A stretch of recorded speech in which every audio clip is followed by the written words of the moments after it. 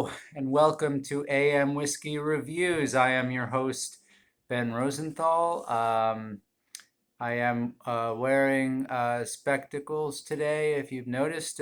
My friend Ronnie Kurtenbach, who gave me the Johnny Walker, if you remember, he and I have a running bet to see who can look more like David Koresh. Um, and who doesn't want to look like David Koresh, actually? But we're about 7 days in, and I don't know. Neither one of us have gotten any comments to the effect that either one of us look like David Koresh, but we also can't really tell people that that's what we're trying to do. Um, in any case, yeah. Okay, the cats are back at it. Today, it's been very hard to procure any whiskey. So today we're going to have start with and finish with uh, uh, Martini and Rossi uh, uh, extra dry vermouth. Now, drinking vermouth by itself, I mean, I can only liken it to, well, let's say you're going to see your traditional like war ensemble movie, the Guns of Navarone, Platoon, even Saving Private Ryan, which really is not a very good film when it comes down to it. But um, it'd be the equivalent of going to see one of those movies and Saving Private Ryan but without Tom Hanks, without Matt Damon, without even Ed Burns or Adam Goldberg, just like the extras. And now, like when you go to those movies, you don't really think about the other guys in the platoon. Are there other guys in the platoon? But they're there. I mean, somebody has to be. Um, so, this would be like this review, if you think about it, it's like watching a Platoon without Tom Berenger, Willem Dafoe, no Charlie Sheen, just the guys who are at and that's what we are because you need them and you need this for a martini, but it's not the vodka. It's not the vodka. Tom Hanks is the vodka. Tom Berenger is the vodka. If it's the Green Berets, watching the Green Berets, well, John Wayne is the vodka. Um, well, um, it is what it is, as people say. And I, for one, am looking forward to it. Um, okay, here is to the bottom of the War Ensemble cast.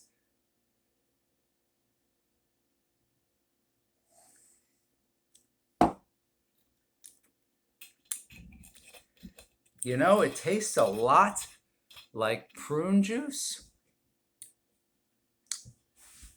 I guess. I mean, I guess there's a reason that people don't drink this by itself. And, you know,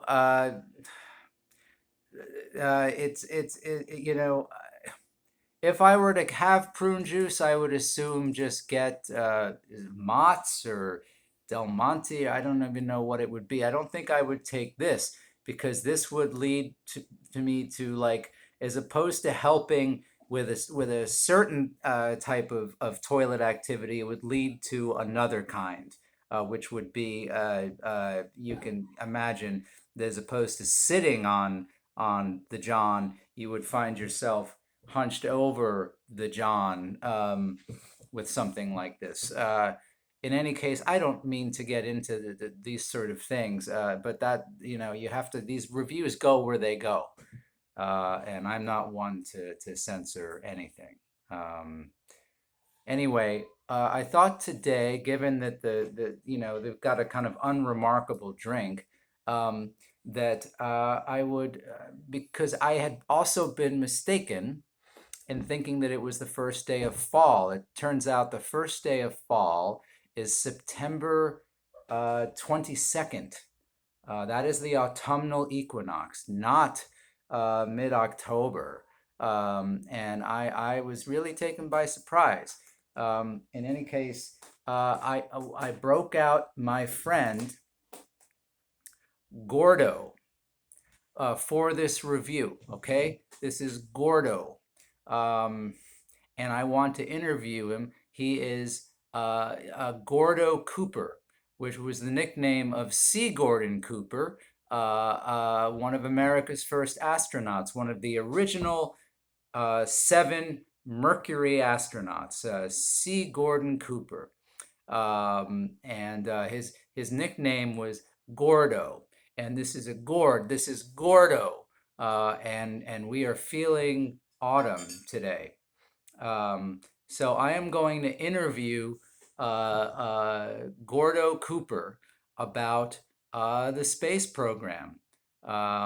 Okay, and I'm gonna take a few liberties here in terms of trying to assume the voice of C. Gordon Cooper, Gordo Cooper. See, Gord. It's a good. Okay, here we go. Okay, Gordo, how do you feel about the modern space program? I would say the space program, the modern space program, is a little bit stillborn. What do you mean stillborn? Could you explain that, Gordo? Well, if I didn't know any better, I'd say that you don't know thing one about space. You stuck on Earth. Okay, there's no reason to take this to a personal place. Let me ask a specific question. Um, how do you feel about, say, the Challenger disaster?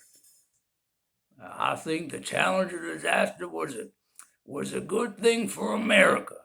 A good thing for America, but the shuttle blew up. The shuttle blew up because they don't put a woman in there. No, no, no, no, no. I've been in the space program since you was knee-high to a grasshopper what is lying in the recumbent position on account of being run over by a semi-truck. No, no, no, no, no, no, no. Okay, but that doesn't change the fact that, a woman died, the teacher died. You don't put a woman in a space shuttle. Them O-rings don't freeze solid. That's why it blew up. Now, the reason the space shuttle blowed up was because this Kirsten McAuliffe was dumb frigid. She was colder than a witch's tit. You put a frigid woman in a space shuttle, the thing gonna freeze all the electronics, and it blowed up. Okay, but the fact of the matter is, Gordo, that Sally Ride had been in space years before Kristen McAuliffe was supposed to go up there. And since then, we've had numerous women in space. Let's change the subject, motherfucker. Okay, I guess we got to change the subject. Gordo wants to change the subject. I I don't know. I don't know. I don't know that this isn't really going how I planned. I had high hopes for my Gordo Cooper segment, and the fact of the matter is people. This is what we call filler. I don't know what to do. I mean, I can't afford any whiskey, and so I'm left to talk. I'm holding a gourd. I mean, um, and this isn't where I thought I would be. I really think that the AM Whiskey Reviews is a very dear to me, and it's an ambition of mine. Um, so basically, what I'm forced to do here is beg alms. I have to be a supplicant. I mean, I don't know what to do. I need your help. I need whiskey. Send me anything. I've asked before. Um, you could send me a bottle of Mad Dog. You could send me a bottle of St. Ives, or what is it? Crazy Horse. You could send me I mean, I don't know. You could even send me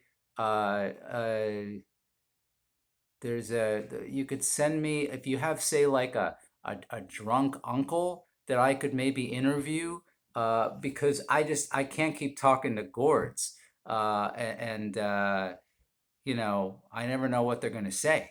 Um, but send me your uncle Dwayne, and I will talk to him, and maybe he will enlighten me about some whiskeys that I have not tried. Um, but man, between the Martini and Rossi, between the autumnal equinox, having the temerity not to fall on the day that I thought it did, uh, um, my gourd segment perhaps not not